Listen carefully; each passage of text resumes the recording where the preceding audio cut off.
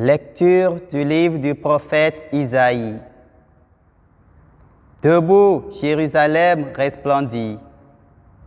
Elle est venue, ta lumière, et la gloire du Seigneur s'est levée sur toi.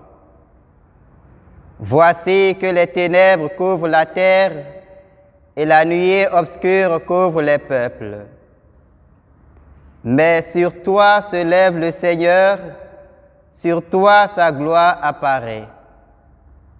Les nations marcheront vers ta lumière et les rois vers la clarté de ton aurore. Lève les yeux alentour et regarde. Tous, ils se rassemblent, ils viennent vers toi. Tes fils reviennent de loin et tes filles sont portées sur la hanche. Alors tu verras, tu seras radieuse, ton cœur frémira et se dilatera. Les trésors d'au-delà des mers afflueront vers toi viendront les richesses des nations. En grand nombre, des chameaux t'envahiront, de jeunes chameaux de Madian et d'Épha. Tous les gens de Saba viendront, apportant l'or et l'encens. Ils annonceront les exploits du Seigneur. Parole du Seigneur. Lecture de la lettre de Saint Paul, apôtre aux Éphésiens. Frères, vous avez appris, je pense, en quoi consiste la grâce que Dieu m'a donnée pour vous.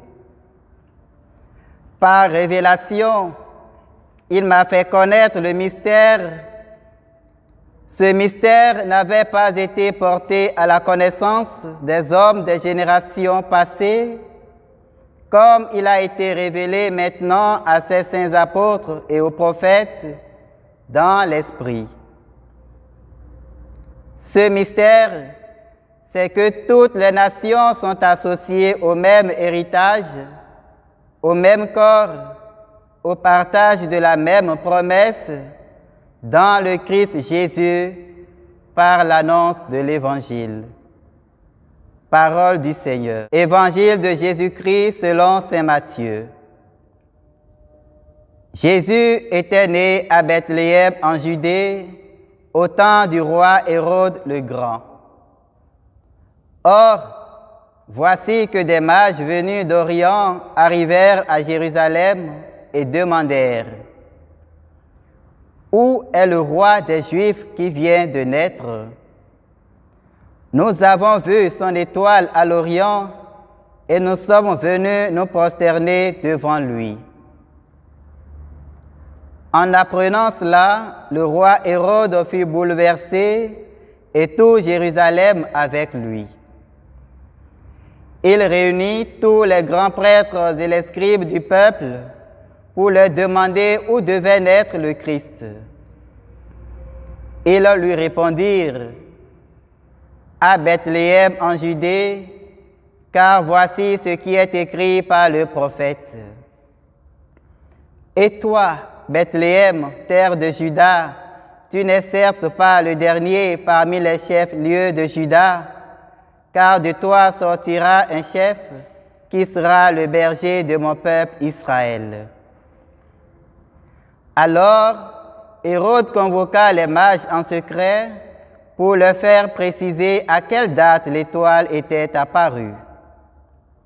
Puis il les envoya à Bethléem en leur disant: allez vous renseigner avec précision sur l'enfant.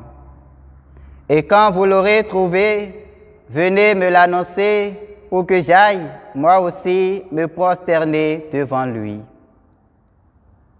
Après avoir entendu le roi, ils partirent. Et voici que l'étoile qu'ils avaient vue à l'Orient les précédait, jusqu'à ce qu'elle vienne s'arrêter au-dessus de l'endroit où se trouvait l'enfant. Quand ils virent l'étoile, ils se réjouirent d'une très grande joie. Ils entrèrent dans la maison, ils virent l'enfant avec Marie, sa mère. Et, tombant à ses pieds, ils se prosternèrent devant lui. Ils ouvrirent leur coffret et lui offrirent leurs présents, de l'or, de l'encens et de la myrrhe. Mais, avertis en songe de ne pas retourner chez Hérode, ils regagnèrent leur pays par un autre chemin.